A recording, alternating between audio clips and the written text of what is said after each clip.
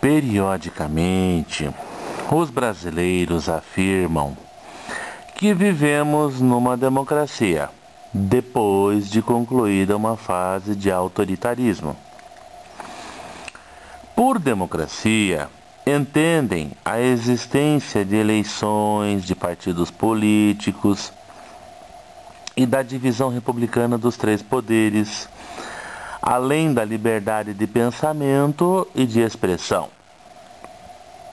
Por autoritarismo, entendem um regime de governo em que o Estado é ocupado por meio de um golpe, em geral militar ou com apoio militar. Não há eleições nem partidos políticos, o poder executivo domina o legislativo e o judiciário, há censura do pensamento e da expressão, além de prisão, por vezes com tortura e morte, dos inimigos políticos. Em suma, democracia e autoritarismo são vistos como algo que se realiza na esfera do Estado, e este é identificado com o modo de governo. Essa visão é cega para algo profundo na sociedade brasileira: o autoritarismo social. Nossa sociedade é autoritária porque é hierárquica, pois divide as pessoas em qualquer circunstância em inferiores que devem obedecer e superiores que devem mandar. Não há percepção nem prática da igualdade como um direito. Nossa sociedade também é autoritária porque é violenta, nos termos em que, no estudo da ética, definimos a violência. Nela vigoram racismo, machismo, discriminação religiosa e de classe social, desigualdades econômicas que estão entre as maiores do mundo, exclusões culturais e políticas. Não há percepção nem prática do direito à liberdade.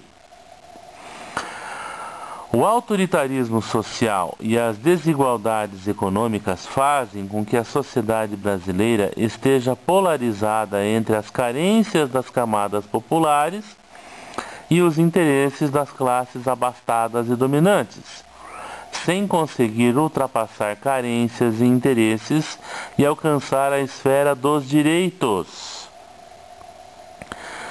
Os interesses, porque não se transformam em direitos, tornam-se privilégios de alguns, de sorte que a polarização social se efetua entre os despossuídos, os carentes, e os privilegiados.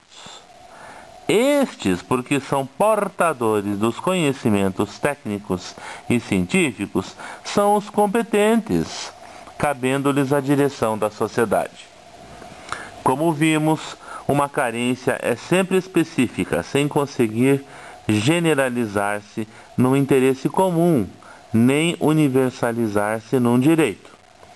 Um privilégio, por definição, é sempre particular, não podendo generalizar-se no interesse comum, nem universalizar-se num direito, pois, se tal ocorresse, deixaria de ser privilégio. Ora, a democracia é criação e garantia de direitos. Nossa sociedade, polarizada entre a carência e o privilégio, não consegue ser democrática, pois não encontra meios para isso. Esse conjunto de determinações sociais manifesta-se na esfera política.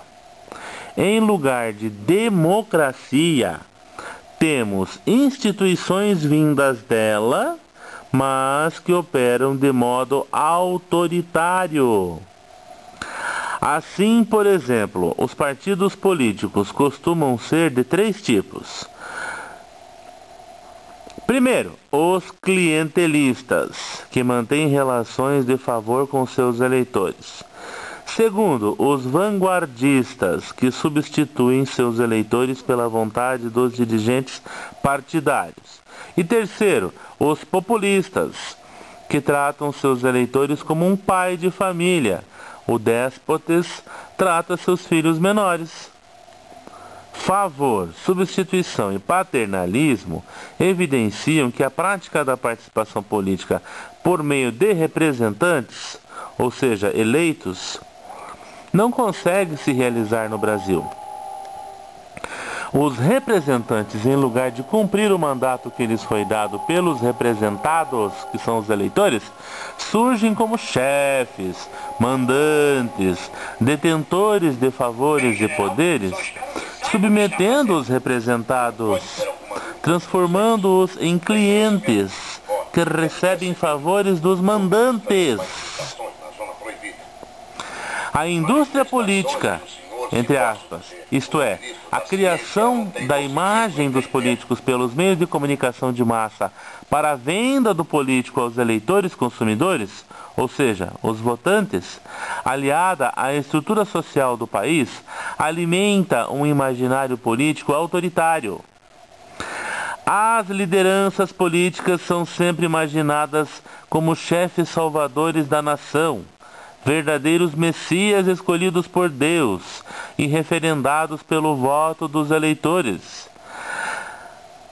Na verdade, não somos realmente eleitores os que escolhem, mas meros votantes, os que dão o voto para alguém. Ou seja, assinamos embaixo, ou seja, preenchemos o cheque em branco e a pessoa vai lá representar a gente. A imagem populista e messiânica dos governantes indica que a concepção teocrática do poder não desapareceu. Ainda se acredita no governante como enviado das divindades. O número de políticos ligados a astrólogos e videntes fala por si mesmo. E que sua vontade tem força de lei. As leis, porque exprimem ou os privilégios dos poderosos ou a vontade pessoal dos governantes, os mandantes, não são vistas como expressão de direitos, nem de vontades e decisões públicas coletivas. O poder judiciário aparece como misterioso, envolto num saber incompreensível e numa autoridade quase mística. Por isso mesmo, aceita-se que a legalidade seja, por um lado, incompreensível e, por outro, ineficiente.